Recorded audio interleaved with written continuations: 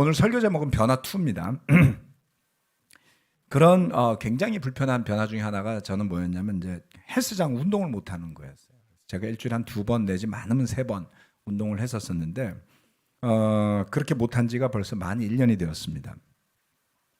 제가 운동을 하는 이유 중에 하나는 건강 유지도 있지만 이 멘탈을 잘 유지하는 데 있습니다. 멘탈을 운동을 하고 나면 좀 새로움도 느끼고 그리고 사람이 이렇게 가만히 앉아 있으면 젊을 때는 몰랐는데요. 의욕이 없어지는 것 같아요.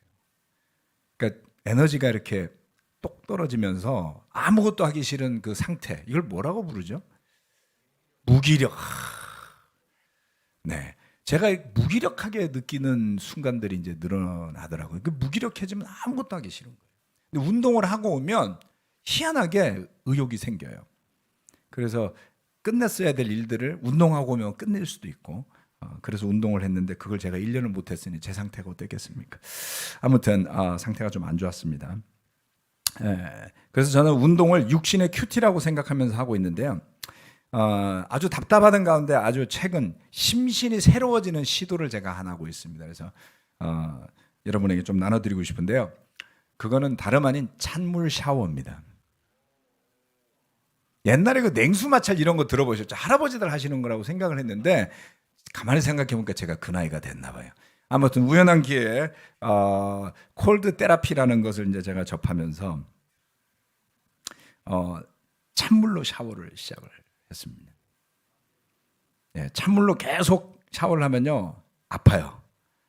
예, 머리에다가 하면 머리도 아픕니다. 그런데 하고 나면 커피보다 더 확실하게 모든 게 깨요. 예, 커피보다 더 강력하고요. 그다음 헬스 운동보다 훨씬 더 강력하게 의욕이 마구 솟구칩니다.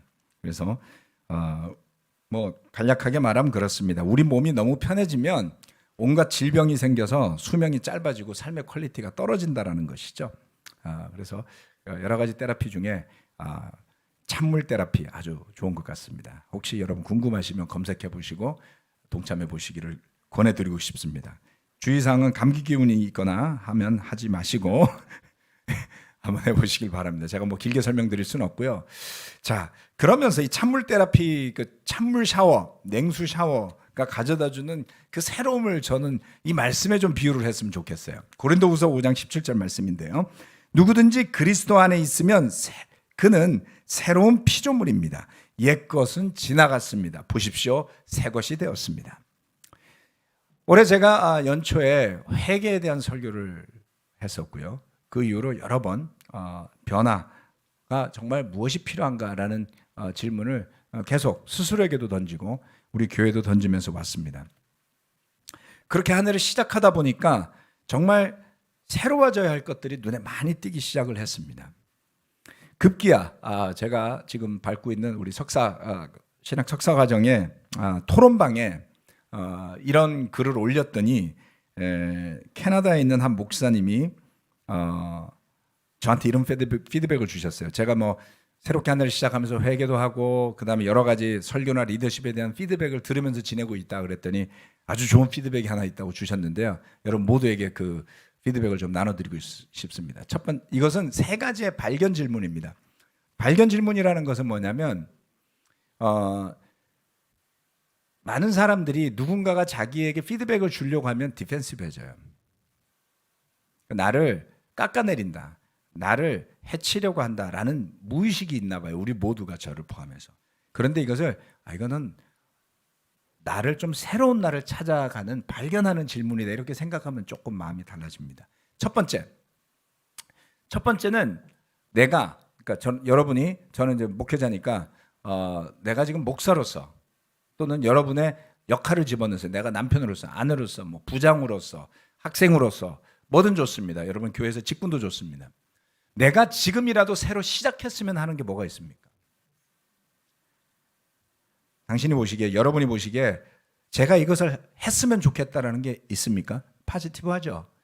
이렇게 좀 했으면 좋겠어요. 머리카락 좀 깎으세요. 뭐 아니면 머리카락 기르세요. 뭐 이런 것도 포함될 수 있습니다. 뭐가 됐건 이런 거 한번 해보십시오라는 게 있습니다. 두 번째, 내가 하지 말았으면 하는 게 뭐가 있느냐? 첫 번째 했으면 하는 거, 이러면 당신이 더 발전할 것 같습니다. 두 번째, 이거는 좀 하지 말아 주십시오. 그러니까 뭐가 있습니까? 네, 이거는 좀 생각을 많이 해봐야 되겠죠. 그렇죠? 두 가지. 세 번째, 내가 해왔던 것 중에 계속 했으면 하는 게 뭐가 있냐. 다시 말해서 내가 뭘 잘하냐라는 질문이에요. 그렇죠? 그러니까 이 세 가지 안에는 뭐가 부족한지, 또는 어떤 노력을 더 할 필요가 있는지, 그리고 가장 중요하게는 잘해왔던 게 뭔지를 느낄 수 있도록 하는 아주 중요한 세 가지 질문이었습니다. 그래서 여러분들도 한번 적어놔 보시고 그리스도 안에 있으면서 새로운 존재로서 살아간다는 것의 의미를 느껴보시기 바랍니다. 여러분, 변화하고 싶지 않습니까? 스스로에게 물어보십시오. 그리고 주님께도 물어보십시오. 도대체 나의 변화를 가로막는 것은 무엇일까? 주변이 아니라, 내 마음에 떠오르는 나를 불편하게 하는 그 사람이 아니라, 흔히 우리 대한민국 국민들이 쉽게 하는 시스템에 대한 탓이 아니라, 물론 뜯어 고쳐야 됩니다. 부족하고 잘못된 것을 바꾸는 것에 대한 이견은 저는 하나도 없습니다. 그러나 그런 모든 것이 바뀐다 할지라도 저와 여러분이 변하지 않으면 저와 여러분이 속한 세상은 변하지 않습니다. 우리 중에 어느 누구도 완전하지 않지만 계속해서 우리의 믿음이 발전하고 성장할 수 있음을 저는 믿습니다. 그렇게 변하고 성장하는 삶을 살아간다면 우리는 주님의 나라에 들어가는 순간까지도 성장하며 갈 수 있을 것이다. 이것은 제가 주장하는 것이 아닙니다, 여러분. 하나님의 말씀이 그렇게 주장하고 있습니다. 첫 번째, 성숙한 경지로 나아갑시다. 히브리서 6장 1절로 3절 말씀입니다.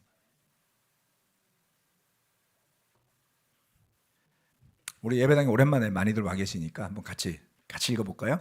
시작. 그러므로 우리는 그리스도교의 초보적 교리를 제쳐놓고서 성숙한 경지로 나아갑시다. 죽은 행실에서 벗어나는 회개와 하나님에 대한 믿음과 세례에 관한 가르침과 안수와 죽은 사람의 부활과 영원한 심판과 관련해서 또다시 기초를 놓는 일이 없어야 하겠습니다. 하나님께서 허락하시면 그렇게 할 수 있을 것입니다. 아멘. 이 말씀은 우리에게 이야기하고 있죠. 초보적인 교리를 제발 좀 놔두고 성숙한 경지로 나아갑시다. 자, 초보적인 교리는 시간적으로 어디에 속하는 일입니까? 과거에 속하는 일이에요. 그런데 저와 여러분은 과거에 살고 있지 않습니다. 우리가 사는 공간은 늘 here and now, 지금의 공간에 살고 계신 거예요. 그런 우리가 가는 곳은 미래입니다. 그런데 그리스도인으로 살아갔던 그 초대교회 형제 자매들이 그 초보적 교리에 얽매여서 자꾸 그것을 뜯어고치고 있더라.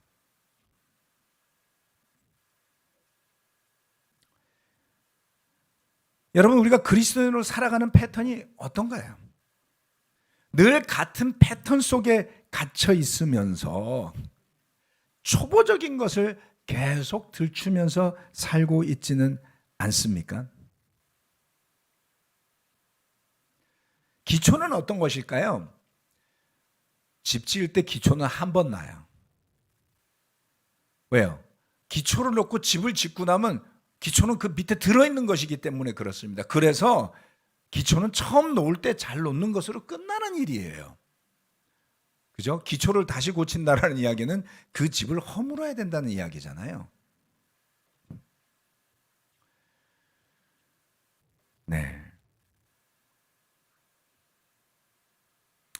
우리 자신의 삶을 한번 돌아봅시다. 우리는 과연 내가 속한 곳에서 나라는 한 존재는 더욱 성숙해지는 경지로 나아가고 있는 것일까요? 결혼하신 분들은 여러분의 부부관계가 갇혀 있습니까? 아니면 더욱 성숙한 경지로 나아가고 있습니까? 직장, 학교, 또는 삶에 대한 여러분의 태도는 정체되어 있습니까? 아니면 발전하고 있습니까? 특별히 우리 팀들 공부들 열심히 하고 있을 텐데요. 공부를 위한 공부를 하면 너무너무 힘들 거예요. 얼마나 하기 싫어요. 그렇죠? 네, 저도 그렇게 생각한 적이 있습니다. 왜 내가 공부를 해야 되지? 재미도 없고 잘하지도 못하고.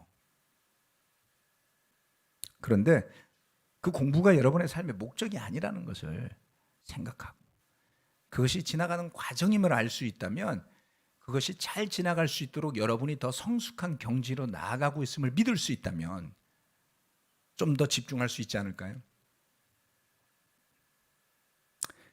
말씀드렸다시피 계속해서 기초만 고치며 살 이유가 없습니다. 우리 교회에 문제가 많다라는 말씀을 하시는 분들이 많습니다. 그렇습니다. 문제 많습니다. 하지만 저는 감사해요. 왜냐하면 지금의 이 문제 많은 교회가 여기까지 그냥 온 게 아니거든요. 우리가 얼마만한 대가를 치르고 비용을 들이고 고민을 하고 애쓰고 기도하고 수고하고 하나님이 열어주신 축복의 길 가운데 온 건지를 생각하면 저는 정말 너무 감사해요. 그런데 우리 교회의 문제는 기초의 문제가 아닙니다, 여러분. 뭐가 문제죠? 기초에서 멀리 벗어나서 보다 더 성숙한 경지로 나아가지 못하고 멈춰있기 때문에 생겨나는 문제들이 많아요. 어떻게 벗어날 수 있을까요?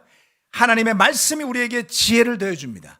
하나님께서 허락하시면 그렇게 할 수 있을 것입니다. 이렇게 말씀이 이야기하지 않습니까? 그렇다면 우리가 해야 될 일은 무엇일까요? 그렇게 해 주시기를 구합시다. 주님께서 허락해 주시기를 구합시다.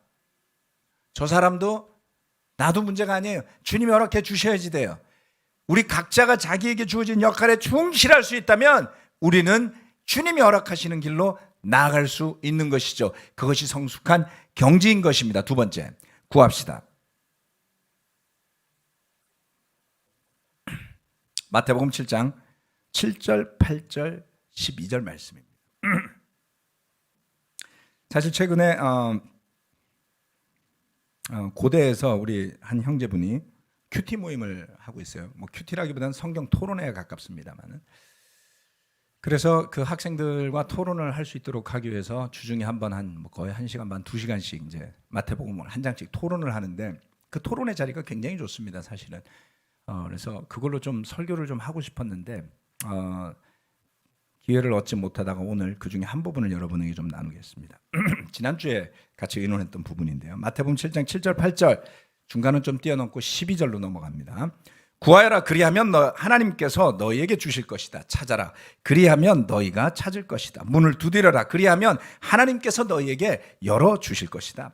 구하는 사람마다 얻을 것이요 찾는 사람마다 찾을 것이요 문을 두드리는 사람에게 열어주실 것이다. 12절 그러므로 너희는 무엇이든지 남에게 대접을 받고자 하는 대로 너희도 남을 대접하여라. 이것이 율법과 예언서의 본 뜻이다. 아멘. 구하여라 여러분 많이 들어보셨죠? 찾아라, 두드려라, 그죠? 예. Seek, ask, knock 이렇게 이야기하죠. 옛날에 그 대한항공 선전할 때 나왔던 것 같아요. 그렇게 하면 주실 것이다. 와, 구해야지. 뭘 구하라는 걸까요? 이 구절들을 따라가면 이 구절이 12절과 다 있습니다. 우리의 필요와 원함도 당연히 구해야 할 대상입니다. 하지만 문맥을 따라가면서 그 맥락을 살펴보면 이 구함이라는 것은 율법서와 예언서의 본 뜻대로 살 수 있기를 구하는 겁니다. 율법서와 예언서의 본 뜻은 무엇입니까, 여러분? 율법서와 예언서가 지향하는 바는 예수 그리스도예요. 그죠? 예언서는 예수님을 이야기하고 있잖아요. 율법서의 역할은 뭐라 그랬습니까? 우리의 죄를 깨닫게 해준다 그랬잖아요. 그 죄를 사하기 위해서 예수님이 오셨으니 그래서 그 예수 그리스도 때문에 우리 죄가 사함을 받고 우리가 구원의 길로 가게 되었으니 이 모든 것들은 예수님을 가리키고 있다라고 볼 수 있습니다. 그래서 구하고 찾고 두드려야 할 것이 무엇인가? 내 삶을 향한 하나님의 뜻에 합당한 뜻, 즉 저와 여러분의 삶이 보다 더 하나님의 뜻에 합당한 삶이 되는 것이죠. 그것이 써머리 되어진 것이 바로 황금률이라고 부르는 이 7장 12절 말씀이에요. 7장 12절 말씀, 남에게 대접을 받고자 하는 대로 너희도 남을 대접하여라. 이것이 율법과 예언서의 본뜻이다. 짧게 사자성어로 이것을 역지사지라고 부릅니다. 이 긴 문장보다 더 짧게 이것을 생각할 수 있는 사자성어가 존재하지만 역지사지를 하며 사는 사람은 드뭅니다. 아주 드물죠. 얼마 전에 제 아들하고 같이 코로나의 와중에 영화관을 한번 찾았습니다. 토요일 아침 10시 반 영화인가 그랬는데요. 극장에 저희 둘밖에 없더라고요. 극장을 전세 내고 아들하고 둘이 앉아서 영화를 봤는데 미스터 존스라는 영화였습니다. 이 영화는 구소련이 스탈린 치하에서 농장들을 국가가 운영하는 집단 농장을 운영하면서 프로파간다를 위해서 식량들을 차출해 가는 바람에 우크라이나의 수백만 명의 사람들이 굶어 죽은 대기근 사건을 다룬 겁니다.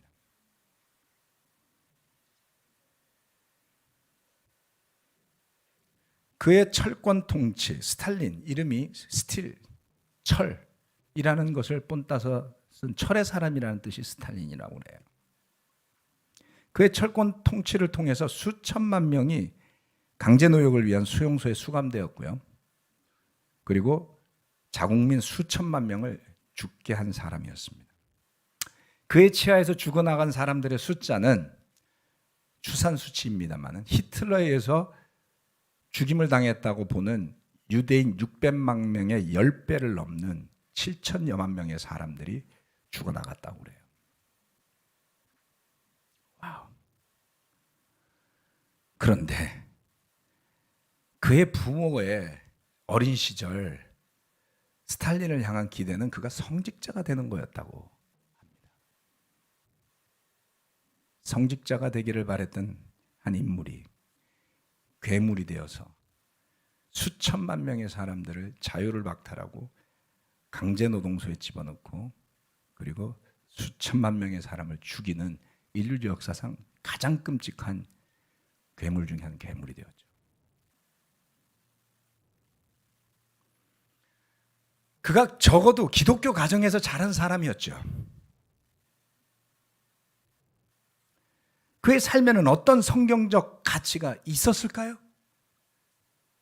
그의 삶의 행적을 보면 그의 삶 속에 그의 자녀를 대하는 태도에서 그의 주변 사람을 대하는 태도에서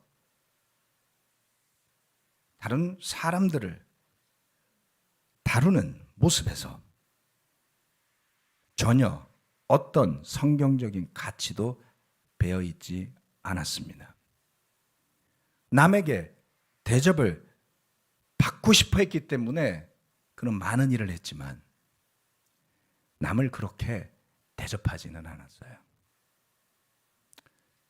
저는 이렇게 되묻고 싶습니다. 대한민국에 여러 가지 종파를 합친 기독교 인구가 1000만인 시대에 우리는 살고 있는데 과연 이 율법과 예언서가 지향하는 본뜻 이것을 아로새기고 마음의 중심으로 잡고 그것에서 벗어날 때 고뇌하고 번민하면서 그것이 자신의 삶 속에서 자신의 가정 속에서 자신이 속한 지역사회 속에서 교회 안에서 이루어지도록 하는 사람이 몇 명이나 있을까요?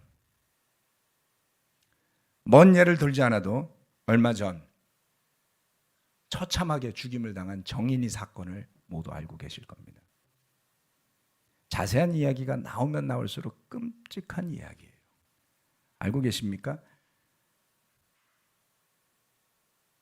그렇게 발로 밟아서 사망에 이르게 한 걸로 추정되는 여성의 부모님이 목회자이고요.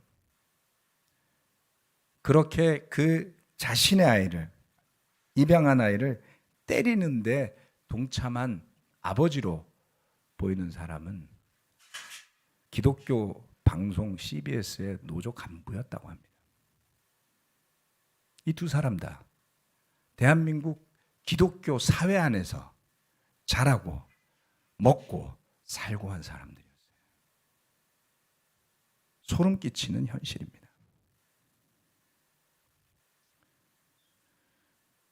멀리 보기 이전에, 너무 크게 보기 이전에 그것을 우리 자신 안으로 가져와 봅시다.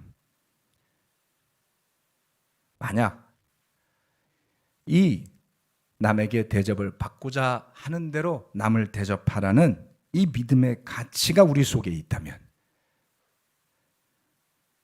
어떤 변화가 우리 가정에, 또 우리 바이블톡에, 우리 교회에, 더 나아가 우리가 생활하는 이웃에 생겨나겠습니까?